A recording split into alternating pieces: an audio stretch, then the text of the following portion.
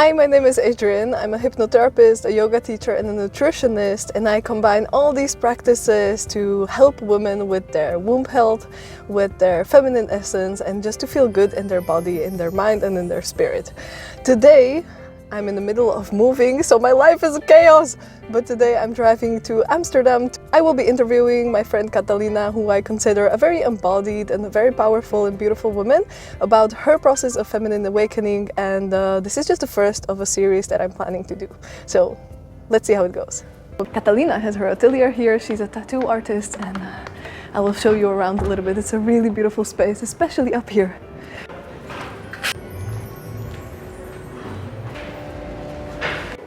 Hi Catalina. Hello. I'm from Argentina, half from Chile. So, well, this is my studio in Amsterdam.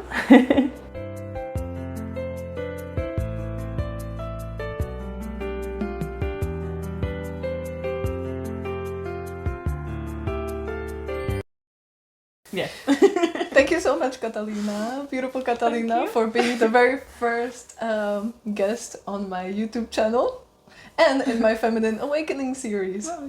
My first question is, and something that I'm very curious about, is what is the story of your feminine awakening? What was the point in time when you realized that there's something more to being a woman than what you were maybe told by your family or by the society? When was that point of perception shift? So for me, it was in different moments, in interrupted moments of my life. I remember like one of the very first times, it was when I was more or less 8 years old, that we were sharing house with my mother with another woman that she was into magic, and well, she was a tarot reader. So yeah, having both of them doing rituals around me and well, learning out of them was really inspiring. And you were 8 years old when you already had this experience. Wow. Yeah. The thing is that in a way I always had kind of the prejudgment that it was old women, the one that were cool, you know, like old women. Yeah, it's like that is something that one day I will reach, but yeah. And well, then I also remember when I was a teenager, I was like, well, you know, guys are more cool, so you try to hang out more with the guys, and I did a lot of more masculine things. So yeah, I also just remember that when I was a kid, the figure of my grandma was really important, because from my mother's side, she's the one that works and bring the money to the house, and my grandpa is the one that cooks and do the cleaning and stuff. So comparing her to the rest of the grandmas of my friends, it was like, she's actually quite cool. I'm really proud of my ancestral mother's side, Because she went against the grain of society. Yes. That's cool. Since always, you know, like also she had like fuchsia, like magenta hair, you know, really like catching the attention, and until now she still works a lot. She loves to work, so I think that is also a very strong figure for me. While you were growing up in this very combined and diverse environment, were there still some messages that you internalized about what being feminine means that were maybe not so helpful? Yes. Of course, as every woman is, especially in South America, is like the macho culture is still strong. Even if I feel that my family is quite open-minded, there are still some orders of what you should do or how you should be, how you should behave. And also, as being a woman, for example, for me, it was really... So it's more traditional? In a way? In a way, yes, in a certain way. I also remember that when I was a kid, they always called me like princess, like I was the princess, and that means that I was like always being edit. Edit, yeah. Oh, they stopped, okay. Being the princess, it was like really like being annoying and picky, and it's like you're always going to be this like crying baby, bother for everything, you know. Yeah. I also had that original, like when I was younger, a hard time when I saw like a girl that was really like going to be like really, really feminine, you know, it was like, oh, she's doing it just for the boys. Yes, tell me more about that, because that's something I really want to address in this series as well, is how we as women look at each other. Well, probably not anymore, but when we were younger, it's like a beautiful woman does it for someone else. Yeah, exactly. Yeah, that is super. It's super shocking also to realize how I used to think and how I used to judge, you know, like finding kind of competition, or of course as I was more friends with the boys, like I was like trying to push them down, and I also received that, you know, of course it was from all these sides. And yes, like you work in construction, like quite heavy construction, building boats. Yeah, I still love it. I still love to do like this. I mean, I also do tattoos. Like right now it's also more popular, but when I started, it's already like 11 years ago. It was the moment when the hype was kind of starting, and it was still such a masculine world, you know. So I always have this kind of natural intention of breaking that walls and saying like, no, I can be part of this. It's also true that in construction, I never thought about doing it. It's like the life drove me to it. But if I ever wanted to do it in South America, it will not be possible. I just want to add as a side note to what you said, Dutch men are in general really, really politically correct. Yes, they are very politically correct. It's quite easy to be equal. A woman here and equal. Yeah. I really feel equal with. Yeah, like I don't want to say politically correct. That's not the right word. How do you say it? They're quite conscious. Thank you. Evolved humans. Yes. Yeah. I really like it. Even when there are harder things to do, I don't know. I will say that in South America, for example, if you try to do something like construction work, you will be like, you always will have someone around you saying like, oh no, I will help you with this, or no, you cannot do this because you're a woman, blah blah blah. In here it's like, no, let's go, let's do it, you know. It's like, how was the process for you of letting go of these harmful ideas about women, and what does it mean to be a woman from your own perspective? When I allowed myself to actually start having more women friends, that is really, really important. And also, well, like the easier first step is to approach women that have similar interests, you know. And then because of that, of course, everyone have more interests than just one. So it's really nice how they can bring their specific things they like. For example, if I meet you because of yoga, let's say, that's how we actually originally met, but then you open all this world of the fire flow, tribal belly dance. It's luckily one of the genres of dance that match a lot of different interests, you know, because as it's a fusion, like you can make fusions with all the gypsy dances around the world. Then suddenly someone arrives that does buto, for example, and then it's like, oh, what is there, you know? Yeah. The next thing I'm very curious about is about your relationship to your body, and also the relationship or the story of your reproductive system, about how you related to your womb, to your vagina, to your yoni, to what was your approach, and if you met with a certain approach from medical doctors and stuff like that, if there was some intervention. Okay, well, the first for the body. I will say that when I started sharing more with women, could actually accept myself way more. Wow. Yeah. Yes. Hell yes. It was a very important step for me because especially in the kind of dance I do, there is so much different shapes, and I find it so beautiful to see it interacting with each other. Like, I don't know, in other dance disciplines you can find, like, for example, in ballet, it's like normally the like the standards are quite similar, you know. And in here it's like also gracious, like you see someone that is like really thin, but then it have all this super airy vibe, and then you can arrive with your super big hips and then shake them properly, and it's like, yes.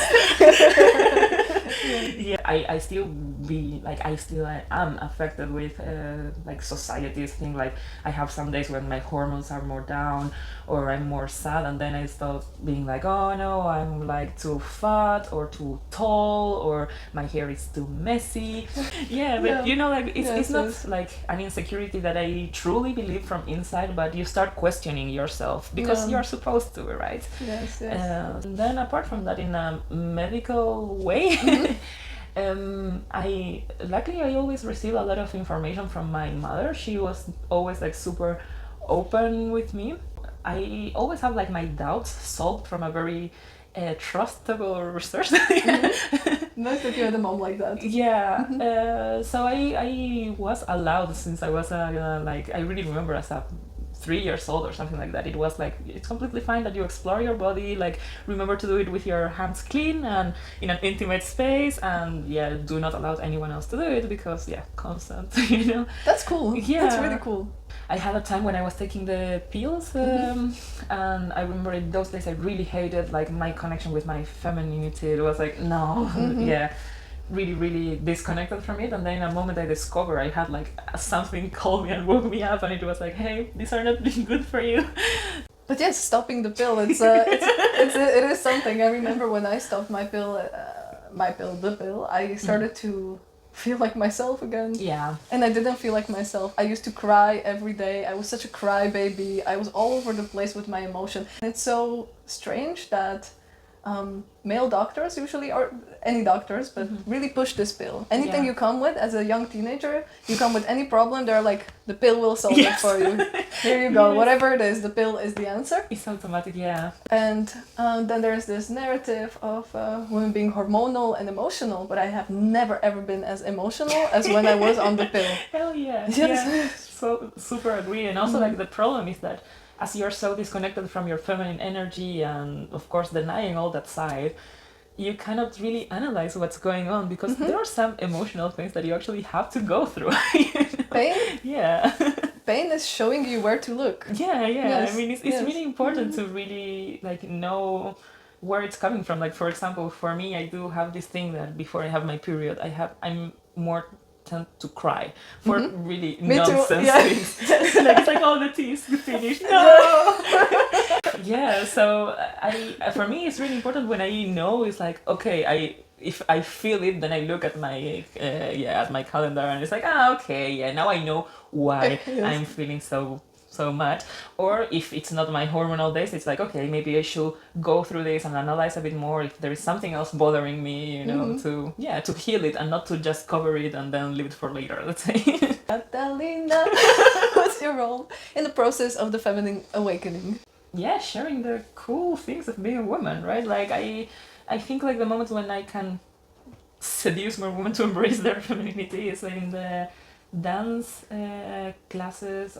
With tribal bellydance, I really find that it's really important for me because it really helped me to embrace like this thing of adorning yourself, wearing a lot of jewelry, accepting to wear makeup, and that you're actually doing it for yourself and not for... I have goosebumps.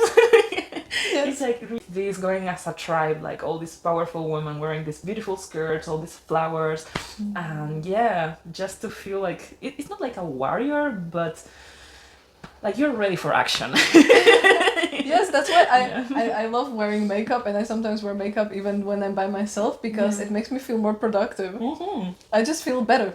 Yeah. And I'm not doing it like, I don't feel worse without makeup. It's not that. Like I can go out without makeup, I can show up on camera without makeup, everyone can see me without makeup, I don't care. But if I put makeup on, it's like coffee. Yeah. It's like coffee. That's exactly for me the thing. I really love to have every morning a second to look at myself in the mirror, to find myself and do this thing of like, cleaning my face and putting myself like what I consider a bit more pretty, I really do it to have the satisfaction that when I look at myself, it's like, there you go, girl. It's like... I know an example of two women that don't wear any makeup whatsoever, but they love high heels. Like, that's the thing, But this is just a beautiful example that it means something else to someone else, You can choose what works for you and what makes you feel good. I don't consider myself the most feminine woman because I sometimes curse, I'm quite badass, I'm super independent, I am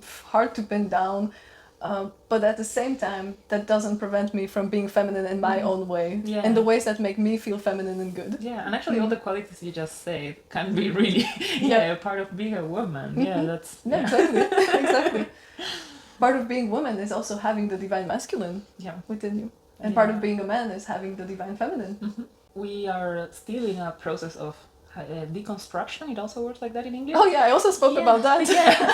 That we are the generation of deconstruction and reconstruction. We are the transitioning generation that's dealing with decay and rebuilding. Yeah. But go on, because I jumped into your thing. No, like it's actually for me that is really important. That I don't know if in the future, in a couple of years, for sure, I look at this video and I will hear something that I say and it's like, well, you were still not ready about, you didn't acknowledge this yet, you know? That's something, like you said, like in a few years I will look back on this video and I will be, oh my god, Adrienne, you were so young and so dumb. Yeah. And it shows your evolution. I mean, I really hope I look at this and I'm like, oh yeah, that I changed my mind of something and I grow. Like if I stay like with the same mindset, really so boring. No, yeah, I'm really looking forward to learn new things and integrate all this, like whatever arrives to my life. Yeah. Thank you, Catalina. You are such a beautiful, intelligent, conscious woman, and making this interview with me is a great gift for me. And I love that you are in my life. Oh. And I love the tattoo you made for me. Thank you. Yeah, I'm really grateful that you invited me to this. Like, you're also a very important role in my life here in the Netherlands. Yeah. I mean, come on, you talk to me now. You handle the same thing, right? Yeah, but it's true. You're also a very inspiring figure in my life. So thank you.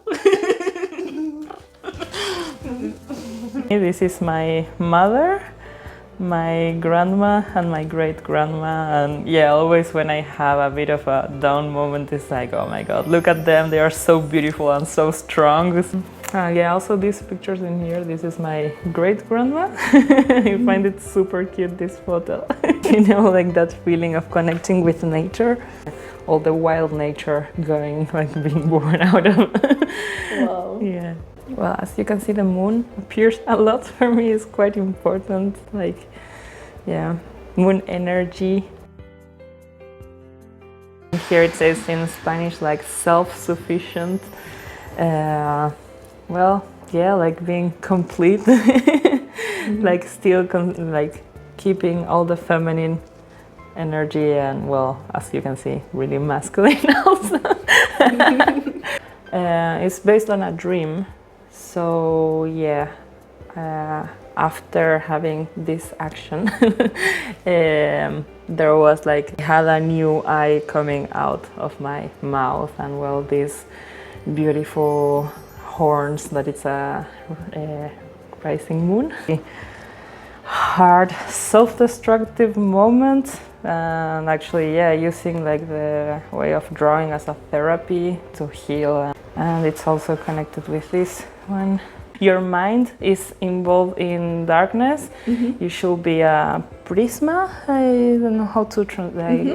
Like when, like the thing of Pink Floyd, the dark side of the moon. So bring the light through your body from all the rest of your chakras and your senses. Oh, so, that's beautiful, yeah. because yes, body can be the tool for healing our mind. Yeah. And this describes that perfectly. Exactly.